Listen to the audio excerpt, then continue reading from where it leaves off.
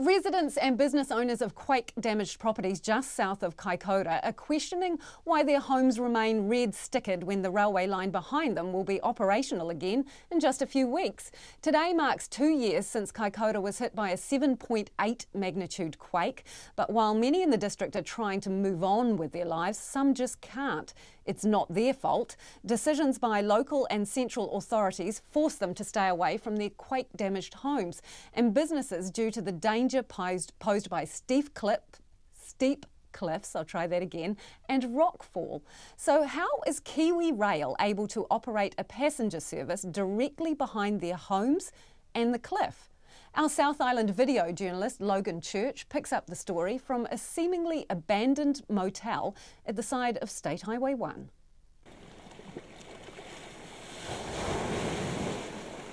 I'd just gone to bed.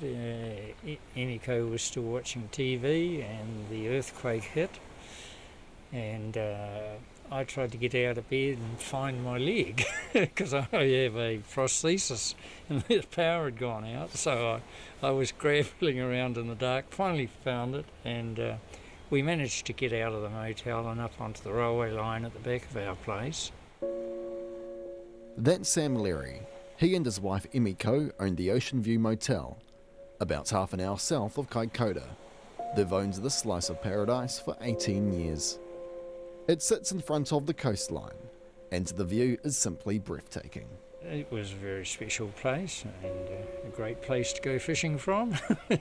And a great view, of course, that ocean view. Summertime is every day that we can see the dolphins, hundreds of dolphins, just there. But no one's checked in here since the quake. It's now locked up, slowly being consumed by Mother Nature. Sam and Emiko are not allowed to step foot inside the building. We haven't been able to run the motels for the last 2 years, and we've been red carded since almost immediately after the earthquake.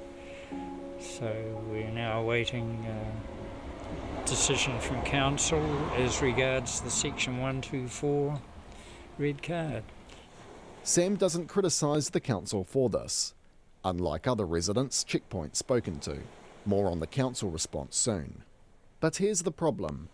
Behind the 4-room motel is a massive cliff. You can see big cracks at the top.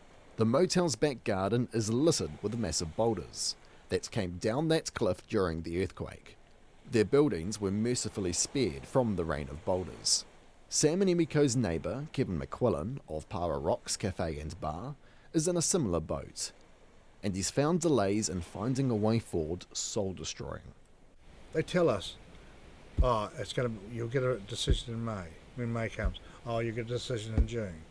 And it just goes on and on and on, and there's nothing. And then they rang me up a few weeks ago, the council rang me up and asked me how I was. Wow. She found out how I was. The government's given the local council $1.5 million to find a solution for 15 properties like these. Sam thinks that's chump change. They've got their hands on the purse, that they can make it a lot easier for the small council like this. And this problem is going to crop up again throughout New Zealand. There's no question about it. But what makes these properties unique is that's between the motel buildings that the council deemed unsafe and that cliff, which the council says has a very high risk of rockfall, is the main rail line. And passenger trains will be using it from the start of December. One rock came down, smashed the post as part of the fence, and ended up on the rail line, which we understood was then struck by a train after that. The fence post has been replaced, and it's obvious where it's been, but nothing's been heard of it. When was that? That was July. Early July. Around about July. This year? Yeah. So stuff was still coming down off the hill in July? Yes. Certainly it's a danger to us, but I'm personally more concerned about the international effect if we had a bad accident with a train full of tourists, and that would demolish all the promotion work that Kaikōura has been doing and doing very well. They say they tried to tell Kiwi Rail about it. That was extremely difficult. Extremely. In what way? Well, we got onto the phone, and then we'd get passed on to somebody else and passed on to somebody else and passed on to somebody else, and then we'd get background music and this sort of carry on, and in the end we just said, oh. I spoke to Kiwi Rail's Investments Planning and Risk General Manager David Gordon about this issue. The big question, is that section of the line safe? We take the view that we don't run the trains unless it's safe, and if we genuinely believed that through a combination of our engineering and the safety systems and all the rest, there was still a significant risk to the safety of people either operating our trains or travelling on our trains, we wouldn't be operating through there.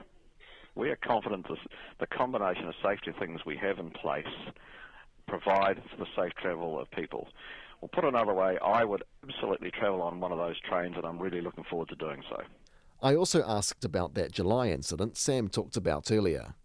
I've got no knowledge of that, but I will test again. I mean, I have no doubt that where we've got tripwires, it's there because the slope is, is slightly unstable. Therefore, you will get stuff hitting it.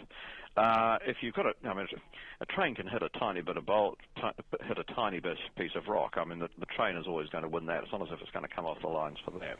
We asked the ministers that have seemed to have taken responsibility for land hazard issues, Megan Woods, Nanaia Mahuta and Chris Farfoy, for an interview. Again, we have made repeated requests over the last few months. That was, again, declined or ignored, with the exception of a brief statement from Ms Mahuta's office, which didn't add anything new and did not answer any allegations we've put to them. They say they are waiting for the council to decide what it's going to do. The predicament all 15 property owners are in is tricky. Every resident checkpoint spoken to with a red-stickered property wants to be paid out in full. The $1.5 million the government gave the council to find a way through is not enough to do that, not even close. The council's chief executive, Angela Oosthuizen, gave me an update as to where the council is at. At the last council meeting, we were anticipating that we would table a report. Unfortunately, that report has been delayed, as I said, and we are anticipating that report will be brought to council in December at some point. So Crown has given us $1.5 million, and I guess what we're working through is how we then share that funding equitably amongst the property owners while taking the risks into account. Why was that report delayed?